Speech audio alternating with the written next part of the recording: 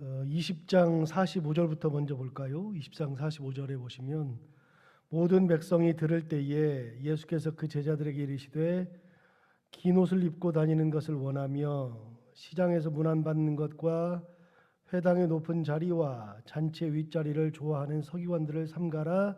그들은 과부의 가산을 삼키며 외식으로 길게 기도하니 그들이 더 엄중한 심판을 받으리라 그랬는데, 여러분 45절부터 47절까지 뭐 여러 얘기를 할 게 있습니다. 그 단락의 문맥 속에서 봤을 때에 앞부분에 있었던 것에 대한 이야기 그럴 수 있습니다. 근데 제자들에게 했던 말 그냥 이 액면 그대로 보면 서기관들을 삼가라 그랬는데, 어떤 서기관들을 삼가라 그랬느냐? 서기관들 자체를 보면 이 사람들이 뭐라고 다녔냐면 긴 옷을 입고 다니는 사람들이다. 긴 옷을 입었다. 그거는 이제 당대의 귀족들이나 할 수 있는 그런 일이었으니까요.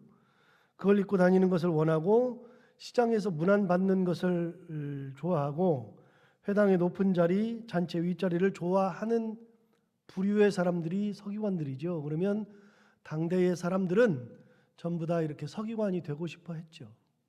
당연한 거 아니겠어요? 우리도 그러잖아요. 그런 사람들 다 되고 싶잖아요. 예수님은 그런 사람들을 삼가라 그랬습니다. 그런데 예수님은 그 옷 입고 문안 받고 그것 때문이 아니라 그 사람들이 옷을 어떻게 입었든 잔치의 윗자리를 앉든 앉든 그 상관없어요. 그런데 그게 아니라 예수님이 보고 있는 것들은 뭐냐면 서기관들이 어떤 사람이냐. 47절에 보면 그들의 삶이 나오잖아요. 어떤 삶을 사느냐. 그들은 과부의 가산을 삼키며 외식으로 길게 기도한다. 사람들은 겉을 보고서 이야기해요. 그런데 예수님은 그들의 실상을 보고 얘기하는 거죠. 속이 있는 것들. 사람들은 겉을 보고서 좋아하고 있는데 예수님은 겉을 보고서 좋아하는 것은 아니다. 그게 아니라 그들의 실상은 과부의 가산을 삼키는 정도의 사람들, 도둑놈들이잖아요. 어느 누구도 생각하지 않은 거예요. 이 사람들이 당연히 그럴 수 있을 거라고 생각하는데 도둑들이잖아요. 안 된다.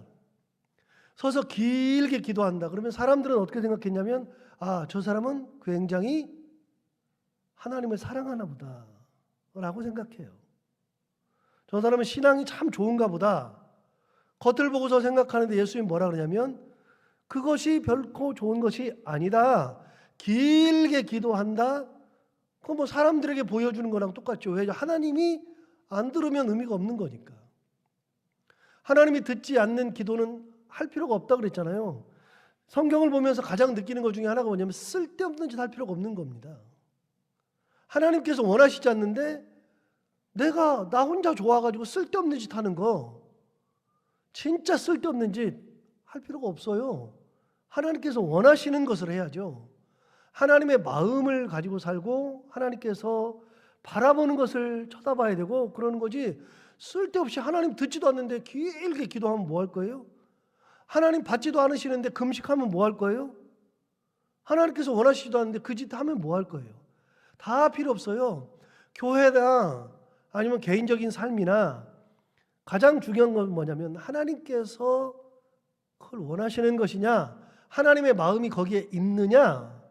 자, 길게 기도하는 것이 좋은 거다 나쁜 거다? 그렇게 말할 수 없어요.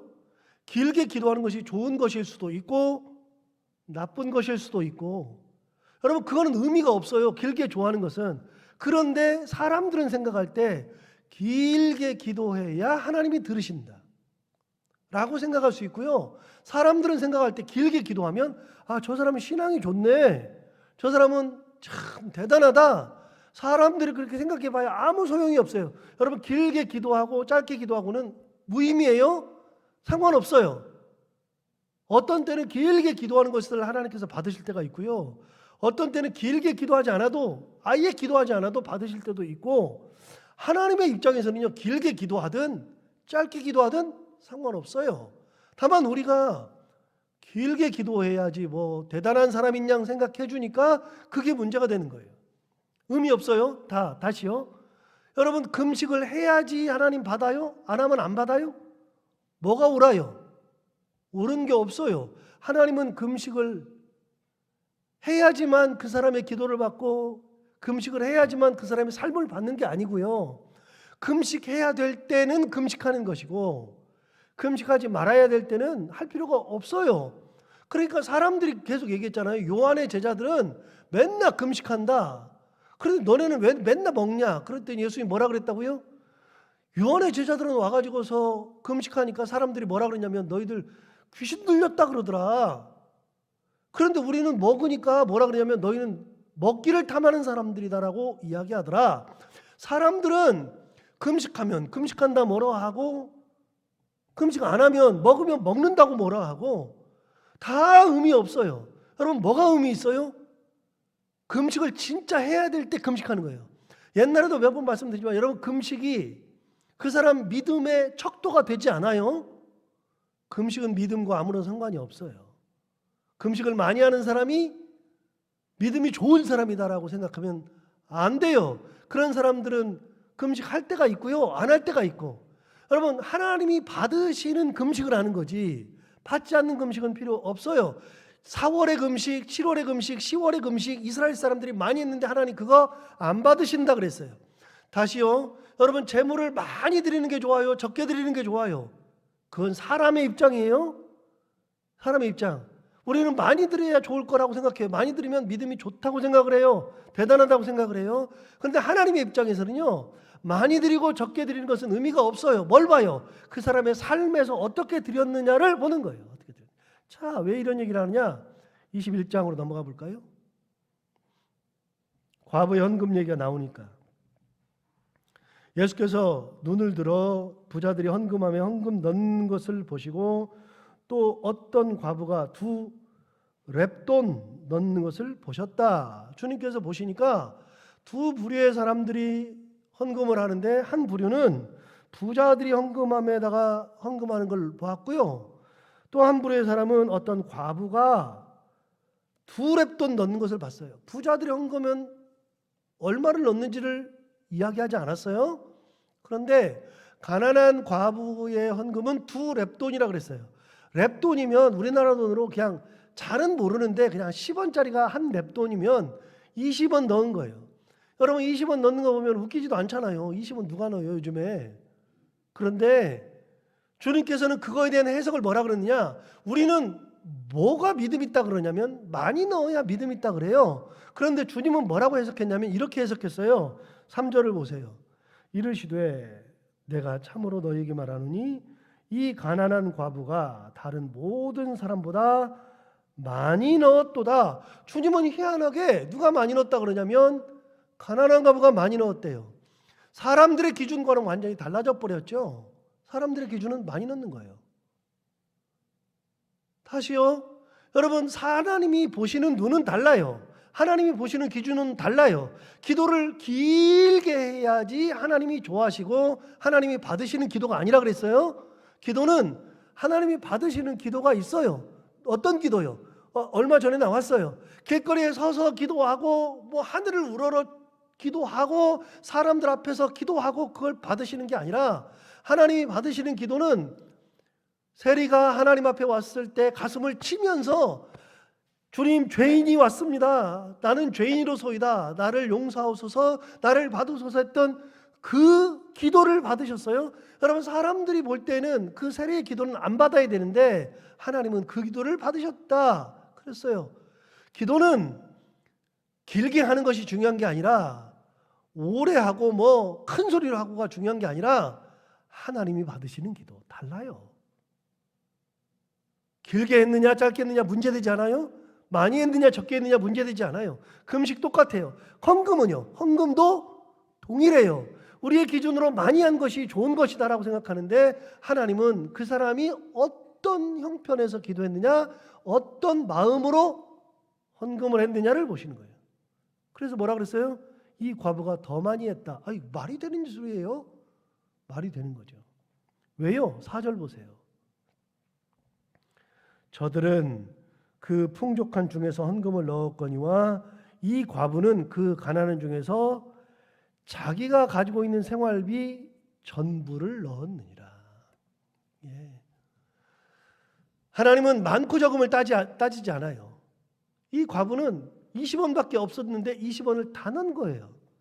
부자는 그 중에서 많이 가지고 있는 것 중에서 떼서 드린 거죠. 여러분, 하나님의 시각은 사람의 시각과 달라요. 그래서 항상 신앙생활 할 때요, 이제는 저랑 같이 이제 5년 동안 설교 매일 아침에 들으니까 이제는 우리 교인들도 다 그렇게 생각할 거라고 믿어요. 여러분, 하나님께서 원하시는 게 뭔지를 항상 살피고요, 하나님의 마음을 가지고 살아가는 것이 신앙생활이에요. 내가 좋아하는 것을 하는 것이 신앙이 아니고요, 내가 원하는 것을 하나님으로부터 받아내는 것이 기도가 아니고요, 하나님께서 원하시는 마음을 가지고 사는 거, 내가 원하는 기도 제목이 있어도 그거를 하나님 앞에 가지고 와서 하나님의 뜻으로 가져오는 거, 이것이 올바른 신앙생활이에요. 하나님은 그런데 왜 도대체 과부의 헌금을 받으시느냐, 그걸 더 많다 그러시느냐? 우리가 두 가지 오해를 하면 안 되는데, 왜 가난한 자의 헌금을 더 많다 그러시느냐? 이유는 간단한 거예요. 왜 그럴까요? 하나님은 천지 만물의 주인이세요. 누가 만들었어요? 하나님이 만들었어요.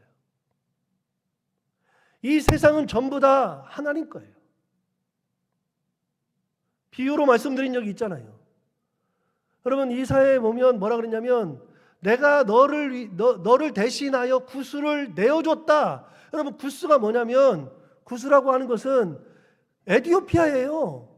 근데 내가 너를 얼마나 사랑하는지, 너를 사랑하기 때문에 내가 이디오피아를 내줘도 괜찮다. 애굽을 너의 속량물로 주었다. 애굽은 이집트예요. 이집트를 너의 속량물로 내가 내줬다. 여러분, 애굽과 나를 비교해 봐봐요. 요즘에 만약에 교통사고 나서 제가 죽으면 사람마다 보상금이 달라요. 어떻게 다르냐면, 이제 돈을 많이 벌던 사람들은요, 보상금을 굉장히 많이 줘요.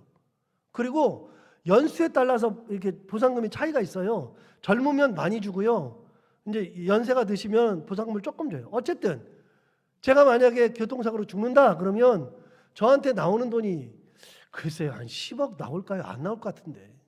요즘 그렇게 안 나오는데 10억이라고 쳐요. 그럼 제가 교통사고로 죽으면 10억인데요, 이집트 팔면 얼마 나와요? 여러분, 이집트 팔면 이거는 감당이 안 돼요. 그런데 이집트를 내주고라도 나를 하나님은 더 사랑한대요. 이게 말이 안 되는 얘기인데 그렇게 한대요. 똑같아요. 만약에 내 자녀가 그런 일을 당한다, 억만금을 줘도 내가 받아요, 그거를? 내 자녀가 더 소중하죠. 다른 사람의 입장에서는요, 일반 법에 의해서는요, 내 자녀가 뭐 그렇게 되면은 얼마를 주고 끝내는데, 나한테는요, 내 자녀만큼 귀한 것이 없어요. 이게 달라요. 억만금을 줘도 내 자식은 못 바꿔요, 절대로. 하나님의 기준은요, 이 천지 만물이 전부 다 하나님 건데 다 내 거래요, 전부 다. 그런데 그거 아무것도 아니에요. 내가 가지고 있는 것을 드려봐야 하나님한테는 아무것도 안 돼요. 거지여야 받고서 감사하지. 하나님은 거지가 아니시니까요. 그래서 우리가 드릴 때는 어떻게 드리는 거예요? 가난한 과부가 드리듯이 마음을 다해서 드리는 거예요. 마음을 다해서. 그래서 저는 주일 오후 헌금을 안 하잖아요, 한 번도. 저는 주일만 딱 하지, 특별헌금도 거의 안 시키고, 주일 오후에도 무슨 뭐 헌신 예배 있다 그래서 뭐 안 시키잖아요. 왜 안 하냐면요, 제가 지금까지 해보니까 헌신 예배 때 헌금하는 거는요, 미리 준비해 온 사람이 거의 없어. 저부터가 미리 준비를 안 해와. 그래서 지갑을 딱 꺼내가지고 쓱 보면 거기 10,000원짜리, 50,000원짜리, 뭐 5,000원짜리 있으면 쓱 보고 순간 갈등해. 얼마를 낼까? 제가 그랬으니까요. 해가지고서 순간 갈등하다가 이렇게 내요. 별로 의미 없어요. 그런 거 안 해도 되겠다. 그거 해봐야 얼마 되지도 않는데 그거 안 해야 되겠다. 그래서 주일 오후에 헌금을 안 시키는 거예요. 그거 안 해도 안 굶어 죽어요. 제가 믿기로는요, 하나님을 사랑하는 교회는 하나님의 뜻대로 살면 이 교회를 하나님 굶겨 죽이지 않아요. 하나님 은혜대로 사는 사람은, 마음을 다해서 하나님 앞에 나아가는 사람은 하나님께서 그 삶을 굶겨 죽이지 않아요. 제 믿음은 정확해요. 제 믿음은. 하나님께서 천지만물의 주인이세요. 두렙돈의 과부의 이 그 헌금을 받았다 그래서 하나님 부자 되지 않고요. 그 다음에 이 부자 헌금을 받았다 그래서 하나님 진짜 부자 되고 그러지 않아요. 하나님의 기준은 단순한 거예요. 두 번째, 우리가 오해하지 말아야 되는 것 중에 하나는요, 부자가 헌금을 이렇게 했으니까 이게 별거 아니었네라고 생각하면 안 돼요. 부자의 헌금도 귀한 거예요. 하나님 부자의 헌금도 귀하고요, 가난한 자의 헌금도 귀해요. 다 귀해요. 그럼 뭘 보신다고요? 다시 뭘 보신다고요? 마음을 보신다고요. 드리는 사람의 마음, 형편에서 드리는 그 마음을 하나님 기쁘게 보세요. 그러니 우리가 헌금할 때든 기도할 때든 금식할 때든 봉사할 때든 사람을 돌볼 때든 어느 때든 하나님의 마음으로 해야지, 내가 좋아가지고서 하는 거나 쓸데없는 짓 할 필요가 없어요. 행사 쓸데없이 하다가 상처받지 말고요, 진짜 하나님이 원하시는 거 한 가지를 해도 그거를 하는 거예요. 두 번째, 5절부터 보시면 성전이 무너질 것을 미리 말씀하시는데 5절 보세요. 어떤 사람들이 성전을 가리켜 그 아름다운 돌과 헌물로 꾸민 것을 말하매 그랬어요. 자, 사람들이 뭐 때문에 말하나 볼까요? 어떤 사람들이 성전을 가리켜서 그 아름다운 돌, 헌물로 꾸민 것을 말했어요. 성전을 보니까 이 돌이 굉장히 아름다워. 헤롯이 몇 년 동안 지었다고요? 성경에 나오는데 46년. 헤롯이 46년 지은 게 성전이에요. 기가 막히게 긴 시간이에요. 그 시간 동안을 성전을 지었는데 돌을 예쁘게 깎아가지고 아름다운 돌로 지어놨고요, 헌물로 여러 가지를 꾸몄어요. 그래, 당대의 기록에 의하면, 요세푸스의 기록에 의하면 당대에는요, 이 돌과 돌 사이, 이렇게 돌이 있잖아요. 돌과 돌 사이, 그 사이사이에 시멘트로 이렇게 한 게 아니라, 그 당시 시멘트 있지도 않지만 그 돌과 돌 사이에 전부 다 금으로 다 박았다는 거 아니에요. 금으로 전부 다. 그러니까 성전이 굉장히 화려했다는 거예요. 금은요, 햇빛을 받을수록 화려해요. 제가 금이 진짜 햇빛을 받을수록 화려하다는 것을 어디서 느꼈냐면 프랑스 가서 느꼈어요. 파리에, 여러분, 그 콩코드 광장에 이 그 오벨리스크가 있어요. 그 이집트에서 그 받아온 룩소에 가면, 원래 오벨리스크는 이렇게 통으로 된 돌이잖아요. 긴 돌. 근데 이 그 이집트에는요, 오벨리스크를 세울 때는 반드시 짝으로 세워요. 짝으로. 신전 같은 데를 들어갈 때는요, 오벨리스크를 딱 2개를 세운다고요. 그 문 들어가는 입구에 그 2개를 세우는데, 그 중에서 하나를 이집트에서 프랑스에다가, 우리가 이게 많으니 당신들이 우리한테 축하해 줬으니, 그때 프랑스에서 뻐꾸기 시계를 보냈거든요. 1800년대 뻐꾸기 시계가 우리 본당보다 훨씬 더 큰 뻐꾸기 시계, 굉장히 큰 거 2개를 보내줬어요. 기술이 있으니까 뻐꾸기 시계 보내줬더니 답례품으로 우리 룩소에 있는 거 하나 띄어가라 그랬더니 프랑스 사람들이 1년을 연구했어요. 왜냐하면 그 통돌이기 때문에 내리다가 깨지고요, 그 다음에 줄을 매달아 가지고 이렇게 하는데 그것도 이렇게 잘못하면 비틀어지면 깨지고, 그러니까 그걸 1년 동안을 수학자들이 연구해 가지고 어떻게 힘을 얻게 줘야 되는지, 그 다음에 그걸 룩소의 그 강에다가 내려놓고 실어 가지고 그걸 바다로 넣어 가지고서 그걸 가지고서 프랑스 연안까지 와가지고 거기서 다시 육지로 파리까지 가지고 오는 거, 그걸 1년 동안 연구한 다음에 가져오다가 파리 콩코드 광장에 세웠어요. 그런데 일반 오벨리스크랑 다르게 끝부분에다가 금을 쫙 둘러놨어요. 금을. 그게 그렇게 화려해요. 별로 되지도 않아, 금이. 여러분, 햇빛을 받으면 금이 진짜 화려하게 빛나거든요. 그런데 당대에 예루살렘 성전에 돌과 돌 사이가 전부 다 뭘로 채워졌느냐면 금으로 다 채워진 거예요. 금으로. 자, 그걸 생각하고서 5절 한번 봐요. 어떤 사람들이 성전을 가리켜 그 아름다운 돌과 헌물로 꾸민 것을 말했다. 말할 만하죠. 말했는데 예수께서 이르시되 6절 너희 보는 이것들이 날이 이르면 돌 하나도 돌 위에 남지 않고 다 무너뜨려지리라. 사람들은 그 화려한 것을 보고 있는데, 겉모습을 보고 있는데 예수님 뭘 보고 계세요? 무너진 걸 보고 계셔요. 사람들은 진짜 화려해. 그런데 예수님 뭘 보시느냐? 이미 무너졌어. 의사들이요 보면 알아요.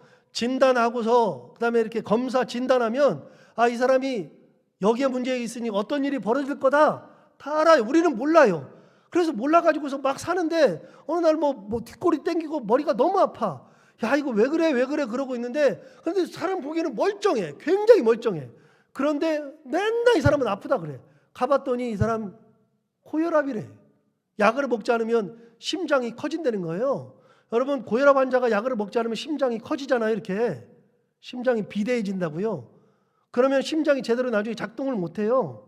고혈압 환자들은 반드시 약을 먹어서 심장이 커지는 걸 막아야 되잖아요. 그러니까 여러분 의사들이 딱 보면 검사를 해보니까 이 속에서 이미 심장이 이만큼 늘어났어. 더 늘어나면 큰일 나. 그러니까 반드시 약을 먹으라 그래요. 그런데 사람들은요 고혈압이 있다는 것을 못 받아들여요. 진짜 못 받아들여요. 그래서 약을 안 먹어. 버티다가 죽어요. 의사들은 뭐라 그래요? 죽는다 그러는데 버텨요. 버티다가 죽어. 그러니까 이미 속에서는 버텨서는 안 보이는데 속은 다 보이는 건데. 제가 허리 아파봐서 아는데 허리 아픈 사람들은 답이 없는 게요. 허리 아픈 병은 공주병이라 그래요. 왜요? 멀쩡한데 허리가 아파가지고 꼼짝을 못해. 젊은 나이인데. 그래서 젊으니까 우리는 동방예의지국이라 그래가지고 설거지도 해야 되고 일도 해야 되는데 허리가 아프니까 꼼짝을 못해. 제가 뭐라 그래요? 못하게 하잖아요. 그런 분들. 왜요? 제가 알아봤으니까. 20년 넘게 허리가 아파봤으니까. 여러분 겉이 멀쩡하니까 멀쩡한 게 아니라 딱 보면 알아요. 저 사람 망한다. 저렇게 하다 망하지. 망한다고요. 예수님은 뭘 보느냐? 성전이 서 있는 것만 보지 말아라. 성전이 와무지고 화려해도 그래도 이 성전은 무너진다 그랬어요. 무너진다. 사람들 의아해. 이게 어떻게 가능하냐? 돌 위에 돌 하나도 남지 않는다. 여러분 그래서 이걸 가지고 해석을 이렇게 했잖아요. 요세푸스가 나중에 썼잖아요. 사람들이 성전이 무너질 때 그 돌과 돌 사이에 금을 떼가려고요. 다 무너뜨린 거 아니에요. 무너뜨린 거. 그래서 돌과 돌 사이에 금을 다 띄어간 거 아닙니까? 화려한 것 때문에 오히려 더 문제가 생기는 거예요. 화려한 것 때문에. 예수님은 그걸 보세요. 우리는 못 보는데 예수님은 그걸 보고 계셔요. 자, 5절 6절 다시 읽어요. 어떤 사람들이 성전을 가리켜 그 아름다운 돌과 헌물로 꾸민 것을 말하며 예수께서 이르시되 너희 보는 이것들이 날이 이르면 돌 하나도 돌 위에 남지 않고 다 무너뜨려지리라. 보는 게 달라요. 대화가 안 돼요. 보는 게 달라. 7절 그들이 물어 이르되 선생님이여 그러면 어느 때에 이런 일이 있겠사오며 이런 일이 일어나려 할 때에 무슨 징조가 있사오리까? 무너진다 그러니까 갑자기 그러니까 뭐라 그래요? 어느 때요? 그럼 어떤 징조가 일어나요? 그게 사람의 궁금증이죠. 대화가 안 되는 거예요. 대화가. 자, 어느 때 그런 일이 일어나느냐? 어느 때에 일어난다는 소리는 하진 않아요. 어느 때 일어나냐? 징조는 얘기하세요. 8절 보세요. 이르시되 미혹을 받지 않도록 주의하라. 많은 사람이 내 이름으로 와서 이르되 내가 그라하며 때가 가까이 왔다 하겠으나 그들을 따르지 말라. 여러분 그런 징조가 오면 항상 뭐가 오느냐? 내가 그다 그런대요. 내가 메시아다. 뭐라고요? 따르지 말아라. 9절 난리와 소요의 소문을 들을 때에 두려워하지 말라. 이 일이 먼저 있어야 하되 끝은 곧 되지 아니하리라. 끝은 아니니까 난리도 나고 소요도 나고 뭐 그런 일이 있는데 그렇다 그래서 세상 무너지지 않는다. 왜요? 나도 모른다. 나도 모르는데 어떻게 알아? 그러니까 끝은 아니니까 두려워할 필요 없다. 그럼 여러분 보세요. 성전이 무너진다 그랬으니까 아이고 성전 무너지네 큰일 났네 그러고 살아요? 그러고 살지 말라는 거예요. 괜찮다는 거예요. 무너지면 무너지는 거죠. 하나님의 뜻이 아니면 무너지는 거죠. 이스라엘 백성들이 범죄했으니 무너지는 거죠. 그건 뭐 당연한 거예요. 그냥 무너지면 무너지는 거예요. 난리가 나면 난리가 난 거예요. 그걸 가지고 호들갑 떨 필요 없고 두려워할 필요가 전혀 없어요. 그래서 여러분 신앙생활하면서 또 가르쳐 주는 거예요. 신앙생활하면은요 호들갑 떨 필요가 없어요. 여기 왔다 저기 왔다 그럴 필요가 없어요. 하나님의 말씀대로 태연하게 살면 돼. 믿음 가지고서 살면 돼. 어떤 일이 있어도 하나님은 날 떠나지 않아요. 여러분 보세요. 왜 그런 일이 벌어지냐? 14절 보세요. 14절. 그러므로 너희는 변명할 것을 미리 궁리하지 않도록 명심하라. 여러분 12절에서 이렇게 말했어요. 12절. 이 모든 일 전에 내 이름으로 말미암아 너희에게 손을 대어 박해하며 회당과 옥에 넘겨주며 임금들과 집권자들 앞에 끌어가려니와 그랬으니까 자꾸만 감옥에도 들어가고 끌려도 가고 그런데요. 그런데 14절에 그러므로 너희는 변명할 것을 미리 궁리하지 않도록 명심하라. 변명할 거 궁리할 필요도 없대요. 15절. 내가 너희의 모든 대적이 능히 대항하거나 변박할 수 없는 구변과 지혜를 너희에게 주리라. 지금 그거 필요 없으니까 안 줄 뿐이지 필요하면 다 준다. 네가 필요하면 준다. 이게 하나님께서 우리의 삶을 책임지시는 거예요. 너 필요하면 다 주는 거예요. 네가 지금 필요 없으면 안 주는 거고. 무너진다 그래서 세상 끝이 아니다. 무너져도 괜찮다. 마음 쓰지 말아라. 그 말이죠. 자, 오늘 이 말씀을 들은 것처럼 하나님의 뜻이 어디 있는지, 하나님의 마음이 어디 있는지를 항상 생각하면서 하나님의 은혜 가운데 살아가는 저희들 다 될 수 있기를 바랍니다. 기도하겠습니다. 하나님 아버지, 우리가 하나님의 마음을 가지고 살게 하여 주옵소서. 하나님의 마음을 가지고 살 때 그때 하나를 해도 의미가 있고 마음을 쏟아도 그것이 의미가 있는 것을 오늘 다시 한번 깨닫습니다. 길게 기도하는 신앙이 아니라 하나님께서 원하시는 신앙, 금식을 하면서 살아가는 것도 중요하지만 하나님께서 원하시는 금식, 헌금을 많이 하는 것도 중요하지만 하나님의 마음을 가지고 하는 그런 헌금, 그렇게 하나님의 마음이 어디 있는지, 하나님께서 원하시는 것이 무엇인지를 항상 생각하며 내 뜻대로가 아닌 하나님의 뜻대로 살아가는 인생들이 되게 하여 주옵소서. 하나님 아버지 또한 보는 눈을 허락하여 주셔서 아름다운 것에 현혹되지 않게 하시고 꾸민 것에 현혹되지 않게 하여 주옵시고, 그것 속에서도 하나님의 뜻이 무엇인지, 그런 일들이 일어났을 때, 난리와 기근, 소요가 일어났을 때에도 하나님의 뜻이 어디 있는지 하나님과 동행하면서 어느 순간에든지 요동치 아니하고 반석 위에 서서 하나님과 동행하는 그런 삶을 살게 하여 주옵소서. 하나님 아버지, 오늘도 하루를 살아갈 때 이 말씀을 기억하며 살게 하여 주옵시고 해야 되는 것들을 기쁨으로 잘 감당하게 하시고 만나는 이들과 함께 웃고 행복한 하루 되게 하여 주옵소서. 예수님 이름으로 기도하옵나이다. 아멘. 나라 민족